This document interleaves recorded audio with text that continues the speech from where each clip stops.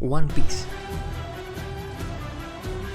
Η σειρά προφανώς, γιατί μέχρι να δω το anime η Ελλάδα δεν θα υπάρχει μάλλον πλέον στο χάρτη. Υπάρχει κάτι που ανέκαθεν με αποθούσε από τα live adaptations. Ίσως το ότι μοιάζουν με fan-made cosplays, ίσως το cringe delivery των ατακών. Αλλά τώρα που βγήκε το One Piece, το έδωσαν μια καλή ευκαιρία να πάρω view. Να αλλάξω επιτέλους γνώμη.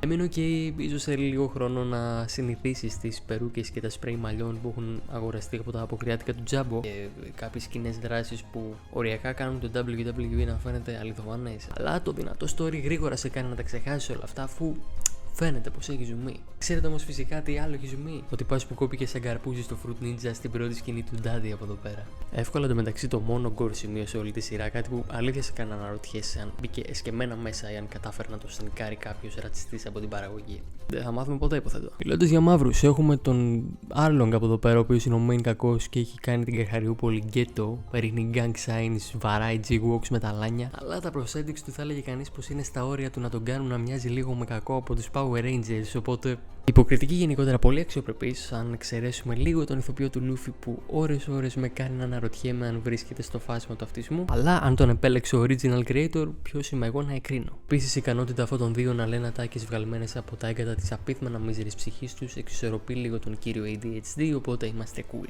Προφανώς και θα γίνω πάλι γραφικός λέγοντας για το πόσο γαμάτο είναι το soundtrack, και μιλώντας για γραφικότητες, θέλω να δώσω επίσης το respect μου στα γραφικά με τις αφήσεις Wanted που βγαίνουν στο introduction κάθε καινούριο πειρατή, αλλά και στο CGI που για δεδομένα Netflix θα το πω. Respect. Δεν το περίμενα. Δεν θα κρύψω βέβαια λίγο ότι αυτό το σαλγκάρο τηλέφωνο με έκανε να νιώθω λίγο περίεργα κάθε φορά που το βλέπα, αλλά δεν πειράζει.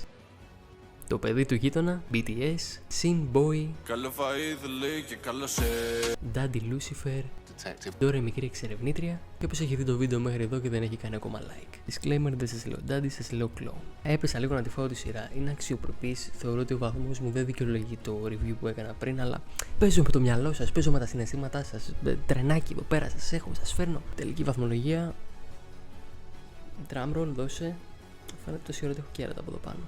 Ναι, τελική βαθμολογία 8,6 στα 10.